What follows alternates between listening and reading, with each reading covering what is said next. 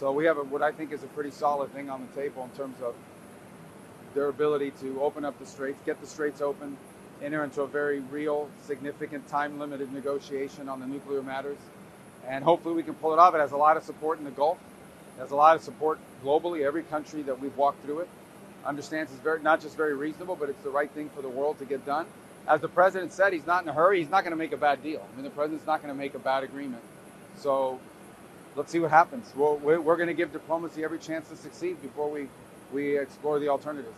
What's the holdup right now? Is there something that needs to be done? It's just a response. I mean, when you get down to some of these things, you got to hear back, and it takes the Iranian system a little while longer to get back.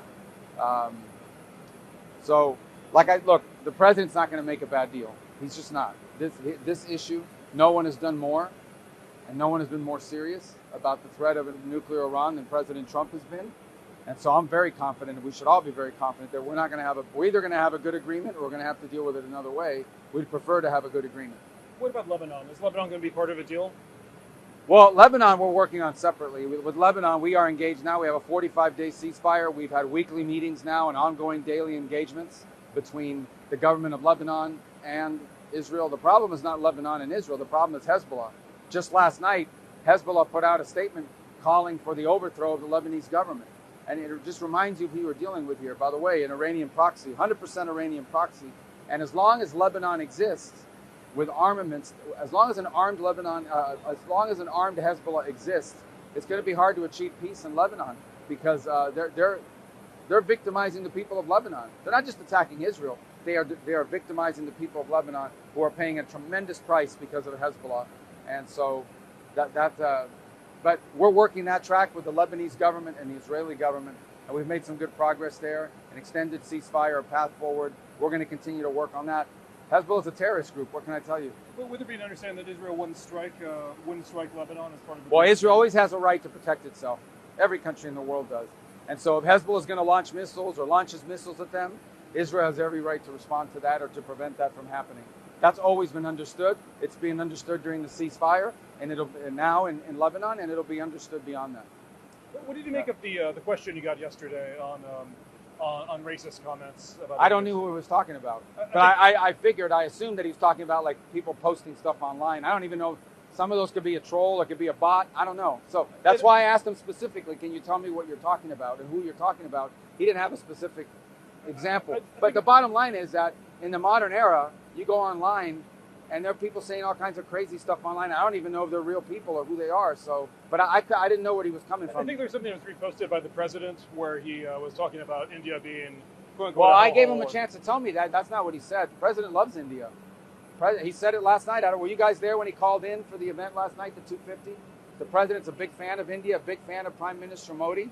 I wouldn't be here if the president didn't want me to be here. He cares. He wouldn't have sent someone like Sergio to be our ambassador, someone who's very close to the president.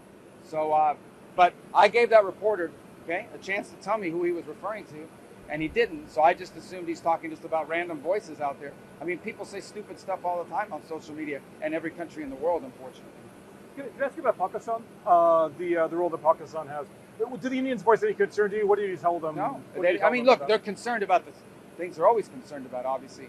India is always pointing to the fact that there are armed terrorist groups operating from Pakistani territory that target India. They're always concerned about that.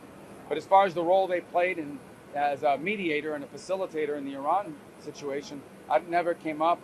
I don't think they would complain about that. I mean, their issues with Pakistan are different. Tell us about the Taj Mahal, going there. I've never been there. I heard the only one I ever knew about was the one in New Jersey that the president used to have. But have you been to that one? No, look, it's one of the wonders of the world. I think it's important to show respect to the culture of the countries that you visit. We have a gap in our schedule because the Quad meeting couldn't happen until tomorrow. So it was a good opportunity to see some of the cultural sites here and pay respect to this country. And there's so much to see here. And so it's such a big country with a lot of diversity and a tremendous history. So it'll be a good opportunity to see something that is iconic for the country. Okay? Thanks very much. All right, guys. Are you guys going to that or no? Apparently it's closed press. If you want to take us. Well, I don't think they let us have press coverage there, right? But they can see it. Have you guys ever seen it? I've been before. Oh, you have? All right. So you're... I just don't think they want us doing press coverage. That's all. So, but that's not my rules. We don't. It's not up to us.